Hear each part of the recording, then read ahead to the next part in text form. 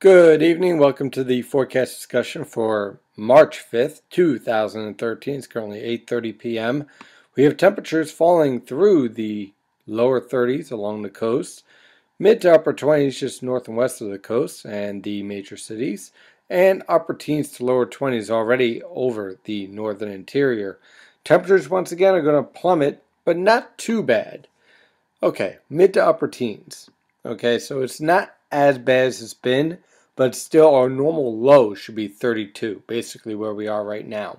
So clearly we're still dealing with a cold air mass in place. On the latest radar from Intellicast, you can see throughout the nation, we do have a disturbance that's trying to get itself organized over the southern plains, but notice it's being suppressed and crushed to the south. Really not much of an impact for our region at all, aside from some strong winds on Friday and potentially some minor coastal flooding. We do have some disturbances moving through New England and portions of Connecticut and the Hudson River Valley.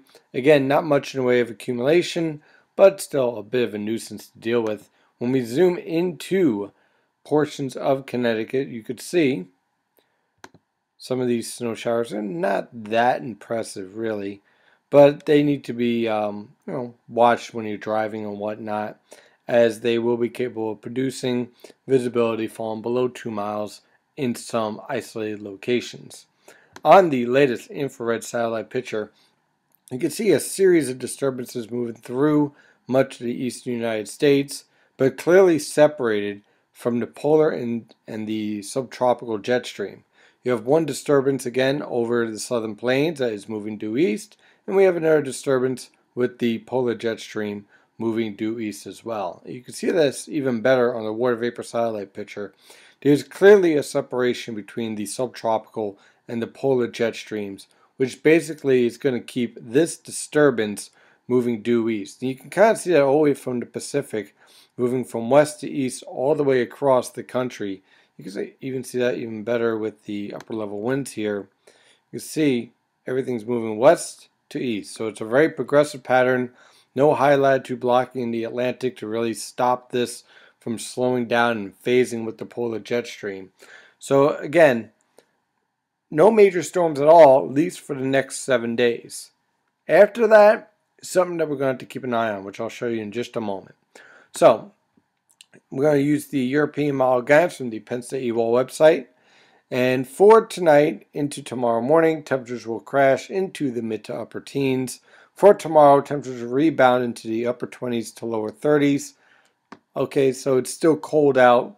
Temperatures should be around 50. Our high temperature for tomorrow afternoon should be our morning low. So clearly we are well below normal for tomorrow. For Friday, though, we start to moderate a little bit. High pressure shifts off the coast. Now, notice we have a very tight pressure gradient setting up here along the New Jersey coast and Mid-Atlantic coast from this low pressure system off the southeast coast to our high pressure system over the Gulf of Maine. And that's going to create a strong easterly fetch, probably winds around 15 to 30 miles per hour with some minor coastal flooding expected. Temperatures will be warming up nicely, though, with a few scattered showers. Temperatures will range from the upper teens to lower 20s for lows and upper 30s to lower 40s for highs. Bit of a raw day for the most part on Friday. On Saturday, though, not bad at all. High pressure will be in control. Temperatures are going to rebound to near normal levels, upper 20s to lower 30s for lows, upper 40s to lower 50s for highs. Conditions get even better on Sunday with, again, scattered cloud cover, high pressure in control, temperatures in the lower to mid 30s for lows and mid to upper 40s for highs, possibly a few lower 50s in southern New Jersey. Monday, we're going to be dealing with high pressure once again. Could see a few isolated showers with a passing cold front to the north. Temperatures ranging pretty much near normal, upper 20s to lower 30s for lows and upper 40s to lower 50s for highs. Possibly a few mid-50s in southwestern New Jersey as well. On Tuesday, high pressure again remains in control. Dry conditions expected. Temperatures ranging from the lower to mid-30s for lows and upper 40s to lower 50s for highs. Again, pretty much going back to near normal levels. And then for Wednesday, high pressure is going to try to build in. We're going to be right along a stationary front. Look for scattered cloud cover to increasing cloud cover on Wednesday, with temperatures rising into the mid-30s for lows and mid to upper 50s for highs. Now we're going to have to watch this low pressure system as it intensifies, because it has the potential of producing some very heavy rainfall and some very heavy snowfall.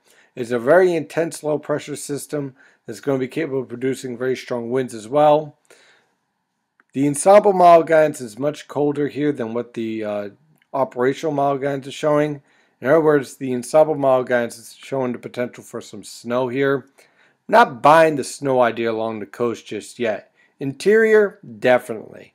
So it's certainly something that we're going to keep an eye on for the end of next week. But in areas where we are to the east of the low pressure system track, like what we're seeing for the coastal plain, temperatures in the mid to upper 50s. I think we deserve it. And then after that, we fall back again towards slightly below normal temperatures in the upper 30s to mid 40s for highs.